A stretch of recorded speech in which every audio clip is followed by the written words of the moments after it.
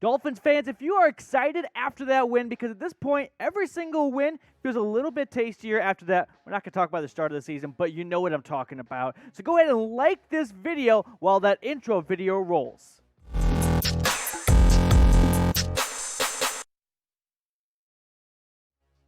Welcome into Miami Dolphins today. I'm your Chat Sports host, Matthew Peterson, breaking down the Week 11 win for Miami over the New York Jets in New Jersey. And what a fun win this was for the Dolphins, because you saw two things that you want to see for the future going forward out of Miami. You saw great play, in my opinion, from Tua, except for one bad pass in the first quarter. And you saw Jayden Waddle get involved in this game in more than just one capacity. And what do I mean by that? When you draft someone like Jayden Waddle in the first round, the expectations are he can be used in a variety of ways. You don't draft a receiver in the first round because he can only go up and get it in the red zone. That's your day two, your round two, your round three picks. But Waddle shows off his speed from the backfield. He can be used in a variety of ways, a bit of a Swiss Army knife, and then Tua. This was a fun game for Tua, but we're first going to talk about a different quarterback. Turns out, Joe Flacco is, in fact, not elite. He had a good day, actually. But I predetermined that I was going to say Joe Flacco is not elite when I saw Flacco was starting. And I don't care if he actually had a pretty good day at the office. I'm going to call him not elite because I've waited a long time to do it. And now I get my first chance because he's been sitting on the bench for a couple of years. So Joe Flacco, not elite, confirmed here at Dolphins today. Before we get into the rest of the recap and the highlights from this win for Miami, grade their performance. A, B, C, D, or F. I can understand why maybe you don't give them a flat out like A+, because still 7-point game, a 7-point win on the road, sure, that's good, but if that's an A+, then what's a 20-point win, right? What's a win against the Baltimore Ravens on Thursday Night Football with your backup quarterback starting? So for me, I'm gonna give this a B+. No, scratch that. A-, all right? I'm gonna give this one an A-. You go on the road in the NFL and you punch a team in the mouth like the Dolphins did, and I don't think the score reflects how well the Dolphins simply took care of business. It never really felt like the Jets, shouldn't say had a chance, but we're going to win this game. And that's a lot because of this guy right here, Tua. There's a lot of people out there who have been back and forth on Tua. The Deshaun Watson trade rumors really put his future in South Beach in jeopardy. But I thought Tua was fantastic today. I've got in my notes here for Tua, great first drive, capped off with that fun Jayden Waddle touchdown. You get your first-round pick, the ball from your first-round pick the year ago.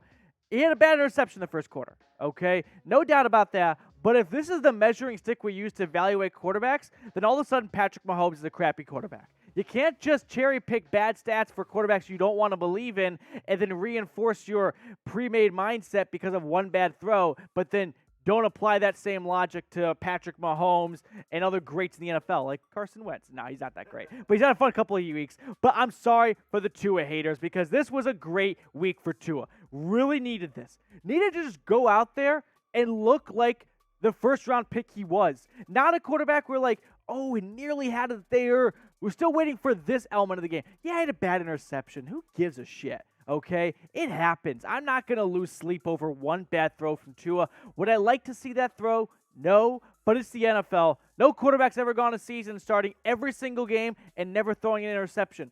I don't have to look up that stat because I'm 99% sure it's never happened, but maybe you can pull out some 60s quarterback that did it. But it was a fun day for not only Tua, but Jayden Waddle as well. Like I said, got the ball in a variety of ways, 8 receptions for 65 yards, also had that rushing touchdown. It's going to be fun to see the old Crimson Tide connection happening in South Beach, what I want to see for years to come. And let's see this Dolphins kind of catch fire and pick up a jet stream.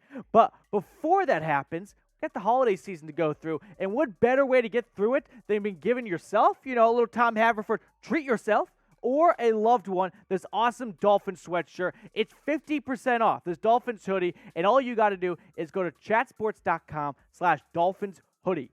It is the most simple thing to remember. Chatsports.com, you're here right now. It's a Dolphins hoodie.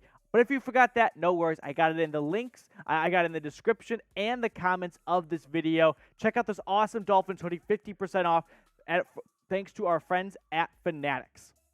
The Dolphins have been rolling, though. Look at their last couple games here.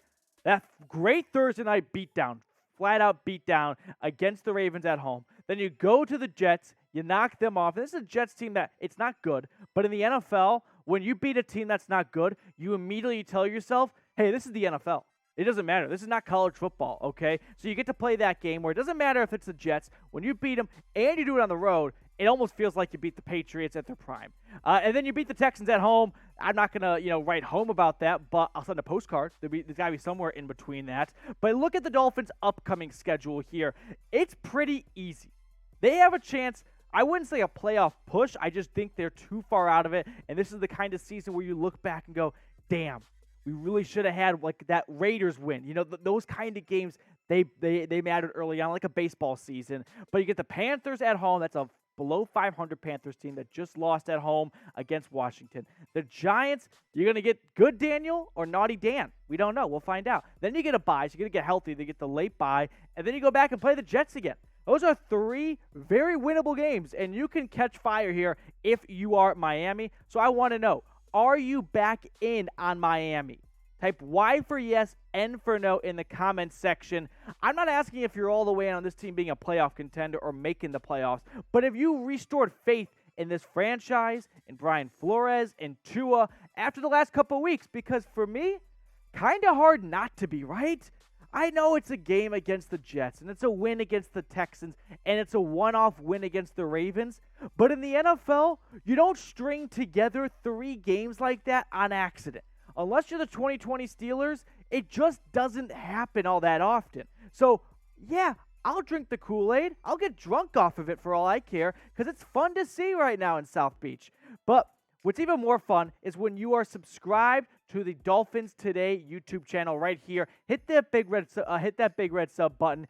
Get on the family, join the channel, get your post-game shows ASAP Rocky right after the game by subscribing to the best Miami Dolphins YouTube channel out there with the best Dolphins news and rumors all season long.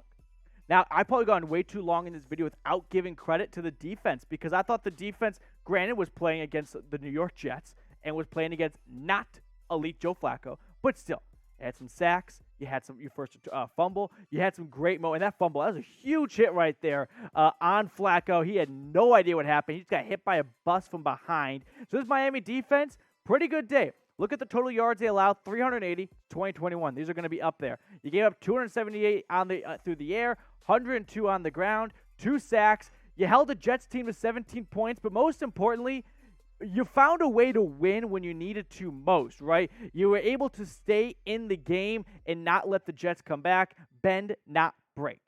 How about special teams now, though? Kickers. Jason Sanders, a tough miss. We'll start there. This was kind of a bad day across the NFL, just crappy weather, it seemed like, across the U.S., but kickers.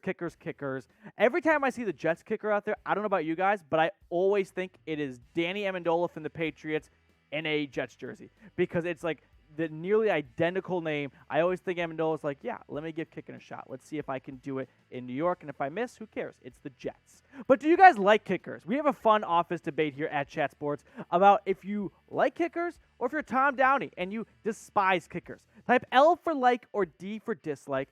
I like kickers. I have been preaching for quite some time. I would trade a first-round pick for Justin Tucker if I'm a playoff team every single year. That 27th round overall pick is not going to be nearly as valuable as Justin Tucker knocking through FGs in the playoffs. But most importantly, guys, this is the NFL. It is a galloping marathon. What do I mean by that? It's not a sprint. It's not a marathon. It's a little bit in between, but it's a long season. So I understand after a frustrating start to the year, crappy offensive play calling, lack of creativity, bad losses, blown opportunities, but here you are. Dolphins have put together some wins after a Week 1 win and a long drought after that, and they're looking up. They got some easy games coming up, knock on wood. So Miami may be a team just to put in your tickler file and a team to remember just to bet on because the Dolphins, they got something cooking right now down in Miami.